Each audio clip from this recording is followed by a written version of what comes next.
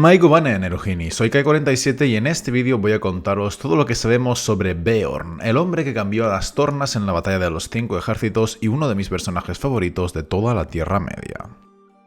Como siempre, empecemos hablando de la etimología de su nombre. Tal como escribió Douglas Anderson en El Hobbit anotado, el nombre Beorn es en realidad una vieja palabra inglesa que significa hombre o guerrero, pero que originalmente significaba oso, y que también está relacionada con la palabra nórdica Bjorn, que también significa oso.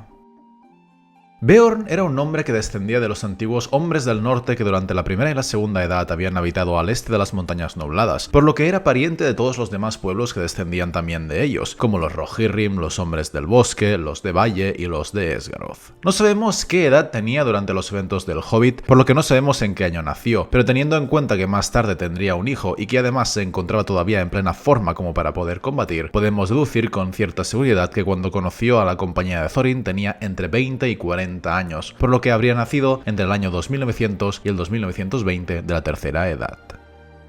Beorn vivía en una casa que se encontraba en los valles del río Anduin, en un punto muy concreto señalado por Tolkien en el mapa del Hobbit, que estaba aproximadamente en la misma latitud de Rivendell, al norte del viejo camino del Bosque Negro, a mediodía a pie de la Carroca, a un día de cabalgata del Bosque Negro y a 3 días y medio a caballo del camino élfico que lo cruzaba por el norte.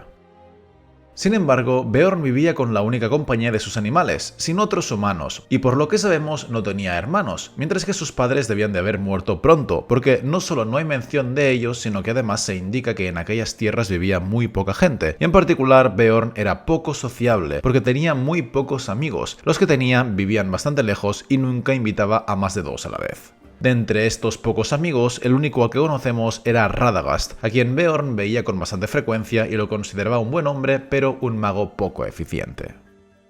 No obstante, a pesar de vivir en esa casa situada al este del río Anduin, Beorn tenía una vinculación especial con el lado oeste de las montañas nubladas, porque una vez, de noche, Gandalf lo vio sentado sobre la carroca mirando cómo la luna se hundía detrás de los picos occidentales y lo oyó gruñir en la lengua de los osos. «Llegará un día en que perecerán, y entonces volveré», refiriéndose a los trasgos que infestaban la cordillera. Esto implicaría que en el pasado Beorn había vivido en las montañas nubladas, pero como no sabemos nada sobre su origen ni sobre su familia, no podemos más que suponer que quizá nació allí, y cuando era niño los trasgos lo expulsaron, tal vez incluso mataron a sus padres, y Beorn se vio obligado a exiliarse al este del río Anduin, donde creció hasta convertirse en un guerrero tan terrible y feroz que los trasgos aprendieron a no acercarse a su casa, si bien en su interior siempre quedó el deseo de liberar y recuperar el que había sido su antiguo hogar. Como adulto, Beorn se convirtió en un hombre muy fuerte, vigoroso y corpulento, de músculos abultados, con barba y cejas negras y espesas, que vestía una túnica de lana marrón que le caía hasta las rodillas. Su tamaño era tan grande que en altura superaba a Gandalf, y Bilbo lo consideraba un gigante, pues era tan alto que el hobbit podía trotar entre sus piernas sin necesidad de agachar la cabeza para no rozar el borde de su túnica. La voz de Beorn era profunda y atronadora, y se enfadaba con facilidad, lo que lo hacía gruñir y resultar muy desagradable, aunque era muy amable si estaba de buen humor. Ahora bien, su rasgo más característico, como todos sabéis, es que tenía la capacidad de transformarse en un enorme oso negro, bajo cuya forma poseía una fuerza terrible y podía desplazarse por grandes distancias en muy poco tiempo. En ningún texto se nos indica cómo es posible que Beorn tuviera esa habilidad, porque él, un simple hombre mortal que ni siquiera tenía una gota de sangre especial nomenoreana o élfica, era capaz de realizar un hechizo tan poderoso sobre sí mismo como para convertirse en un animal prácticamente indestructible que podía abrir brecha a través de ejércitos enemigos en solitario, armado tan solo con sus garras y sus colmillos. Pero lo cierto es que a lo largo de la historia de la Tierra Media ha habido otros casos de humanos capaces de realizar magia sin ninguna explicación aparente, como Isildur, cuya maldición sobre los hombres de las montañas blancas los convirtió en fantasmas durante los 3000 años posteriores, o Malvez el Vidente, quien predijo el destino del rey Arvedui de Arthedain en el momento mismo de su nacimiento. Por tanto, el de Beorn es solamente un caso más de un humano que, a pesar de ser mortal, puede usar un encantamiento propio sin explicación alguna, lo cual mola mucho, pero nos deja a todos con las ganas de tener alguna indicación extra que por desgracia no existe. Beorn era un amante de los animales, los jardines y las flores, y todo ello se hacía evidente viendo la casa en la que vivía. Cuidaba ganado y caballos muy lustrosos y bien almohazados, pero no se los comía, sino que de hecho los amaba como si fueran sus propios hijos, y trabajaban para él y le hablaban, pues eran inteligentes, capaces de servirle y de informarle cuando se acercaban forasteros, y también criaba colmenas de abejas enormes y fieras, más corpulentas que los avispones. Se alimentaba principalmente de crema, miel, pan y mantequilla, y bebía hidromiel, lo que lo convertía en uno de los pocos individuos de la Tierra Media que se especifica que eran vegetarianos, porque Beorn no cazaba ni comía animales, y de hecho Gandalf advirtió que mencionar las palabras peletero, alfombra, capa, estola o manguito en un área de 100 millas a la redonda de su casa podía ser un suicidio, pues, como todos esos objetos estaban hechos a partir de la piel de los animales, probablemente Beorn habría montado en cólera al escuchar cualquiera de esos términos.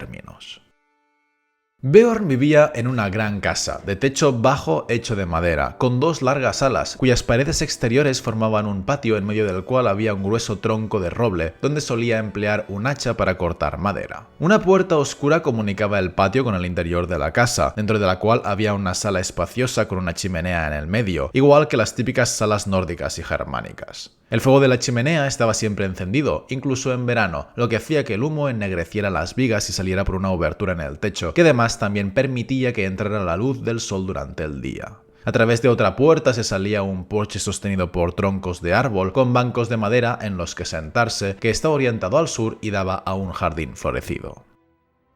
Esta casa no era el único edificio de su propiedad, pues junto a los jardines había graneros y establos de madera, con paredes de leños informes, igual que la casa, aunque a diferencia de ella, esos techos no eran de madera sino de paja. Más allá había hileras e hileras de colmenas con cubiertas acampanadas de paja, y el ruido de las abejas gigantes que volaban de un lado a otro y pululaban dentro y fuera colmaba el aire de continuo. Todos estos terrenos, tanto los edificios como los jardines, las colmenas y una pradera donde pastaba el ganado, estaban completamente rodeados por un crecido seto de espinos, tan alto que no dejaba ver nada y que no era posible atravesar, que solo se podía entrar mediante una cancela de madera, alta, ancha, pesada y crujiente, desde donde circulaba un sendero hasta la casa. Aquel seto espinoso se encontraba en medio de un robledal, un terreno poblado de robles altos y muy viejos, que a su vez estaba rodeado por extensos jardines de flores que Beorn había plantado para que crecieran juntas y que eran todas de la misma especie, con abundancia de trébol, pues había ondulantes parcelas de tréboles rosados y purpúreos y amplias extensiones de trébol dulce, blanco y pequeño, con olor a miel. Allí, las abejas andaban atareadas de un lado para otro, dejando un zumbido, un murmullo y un run run en el aire, y los zánganos, bastante más grandes que los pulgares de un humano, llevaban bandas amarillas que brillaban como oro ardiente en el negro intenso de sus cuerpos.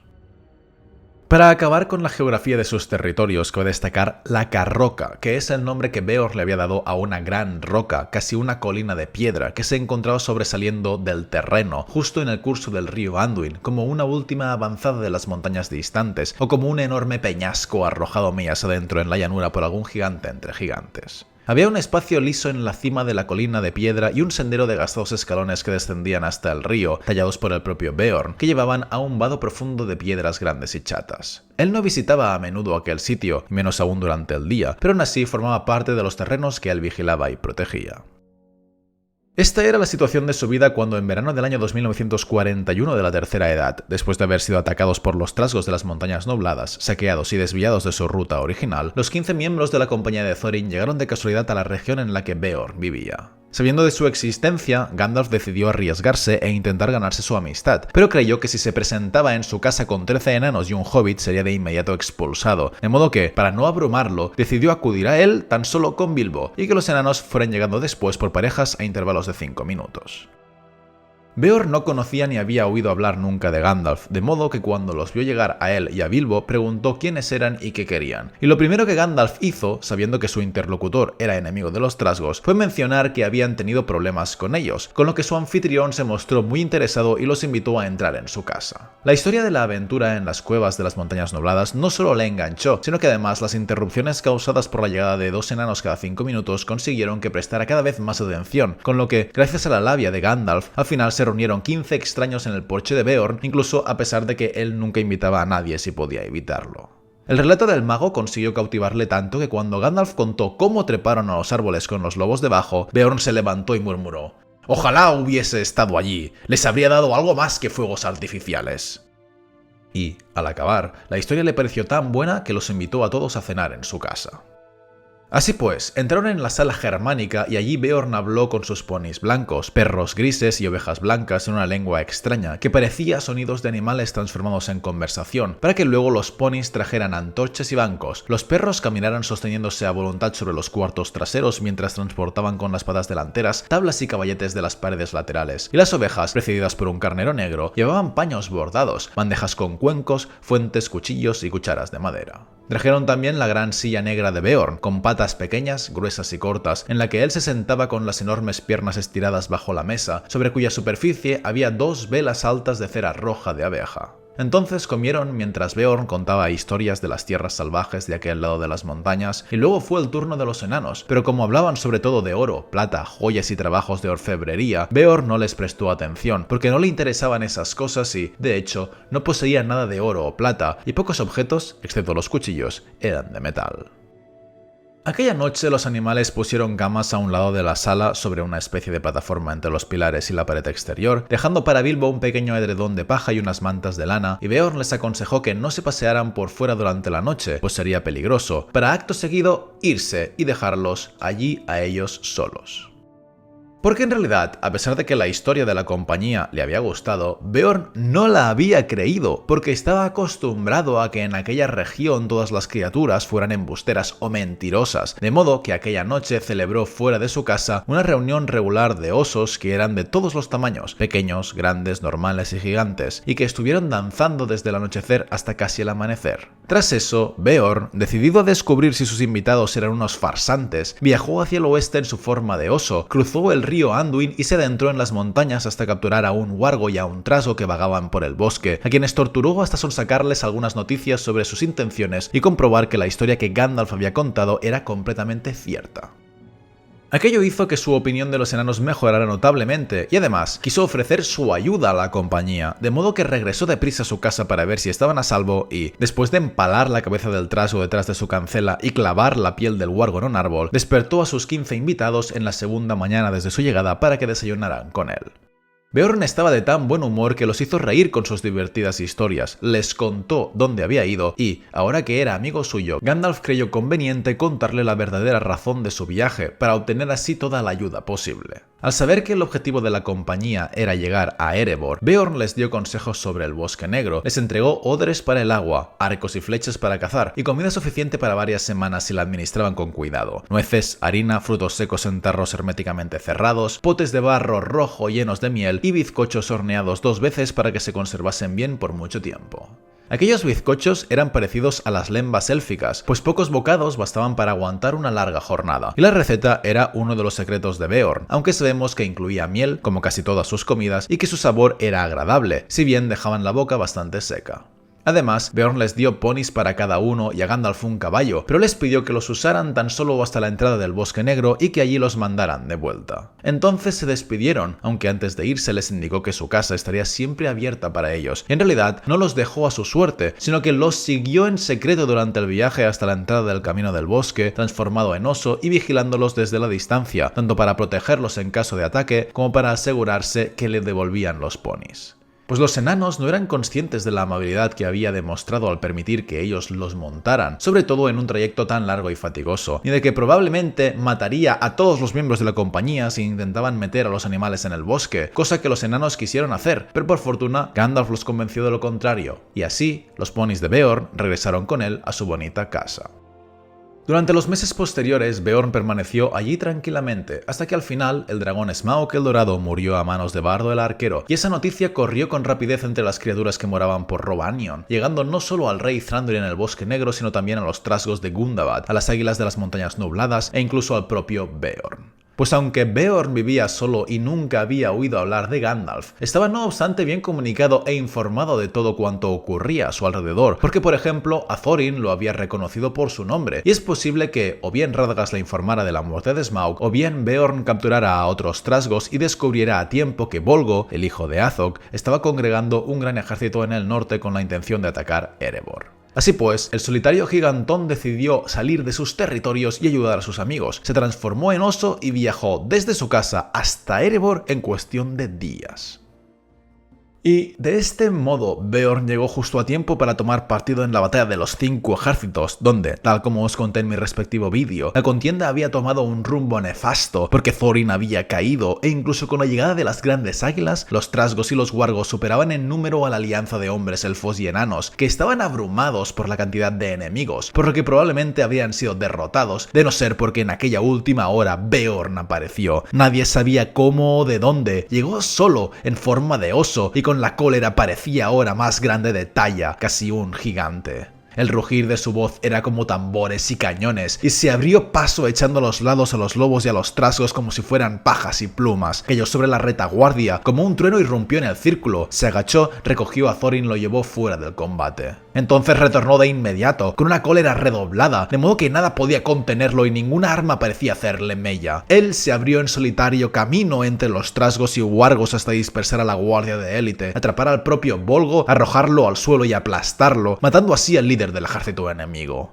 Gracias a eso, el desaliento cundió entre los trasgos, que se dispersaron en todas direcciones, mientras elfos, enanos y hombres, esperanzados por la hazaña de Beorn, los perseguían de cerca y les daban caza mientras sus enemigos huían y evitaron que la mayoría pudieran escapar. Terminada la batalla, Beorn no volvió enseguida a su casa, sino que, de nuevo con forma humana, se demoró en Erebor Valle hasta que, días después, partió con Gandalf, Bilbo, Thranduil y los elfos, marchando con ellos a grandes pasos mientras reía y cantaba con voz recia por el camino. Al norte del lugar donde nacía el río del bosque, hicieron alto y se despidieron de Thranduil y los elfos, de modo que Beorn, Gandalf y Bilbo viajaron los tres solos, bordeando la floresta por el extremo norte, internándose en el yermo que se extendía entre el bosque negro y las montañas grises, hasta dar la vuelta por el sur y llegar a la casa de Beorn. Allí pasaron el invierno con días agradables y alegres, hasta que en primavera Bilbo y Gandalf se fueron y continuaron su camino hacia Rivendell y la comarca. No hay constancia de que ninguno de ellos volvieran a ver a Beorn nunca más en su vida, pero sí sabemos que en la batalla de los 5 ejércitos, los trasgos de las montañas nubladas sufrieron bajas tan cuantiosas que los pocos que quedaron con vida después de aquello se escondieron aterrorizados en los agujeros más profundos que podían encontrar en la cordillera, y los wargos directamente desaparecieron de los bosques, de modo que los hombres que habitaban los valles del río Anduin pudieron ir de un lado a otro sin temor, y Beorn los invitaba a su casa para que acudieran de todas partes a festejar la victoria con él. La escasez de los trasgos y la aparente extinción de los wargos propició que Beorn, que era el más poderoso de todos los hombres de aquellas regiones, llegara a convertirse en el jefe de todos ellos y a gobernar una extensa tierra entre el bosque negro y las montañas nubladas, fundando así al pueblo humano que en adelante fue conocido en su honor como los Beornidas, quienes se ocuparon de expulsar a los últimos trasgos de las montañas nubladas y de mantener una nueva paz en los límites del yermo, consiguiendo así lo que Beorn tanto había deseado en su juventud: recuperar su antiguo hogar en la cordillera. Sabemos que en algún momento durante los años posteriores Beorn se casó con alguna mujer de la zona y engendró a un hijo, Grimbeorn, cuyo nombre literalmente significa Beorn serio o adusto, quien a su vez también tuvo hijos, y durante muchas generaciones sus descendientes varones tuvieron el mismo poder de transformarse en osos. Algunos de ellos se mostraron inflexibles y perversos, pero la mayoría fueron tan buenos como Beorn, si bien ninguno llegó a alcanzar el tamaño y la fuerza que él había llegado a poseer. Y así, con el paso del tiempo, en un año que no sabemos, a una edad que no conocemos, Beorn acabó falleciendo de muerte natural, siendo un anciano alegre y feliz, décadas antes de los eventos del Señor de los Anillos, y dejando el gobierno de los Beornidas a su hijo Grimbeorn. Con esto termina pues mi recopilación sobre todo lo que sabemos de Beorn, uno de los hombres más poderosos de toda la historia de la Tierra Media. Espero que os haya gustado, que hayáis aprendido y nos vemos en el siguiente vídeo. Un saludo a todos, amigos.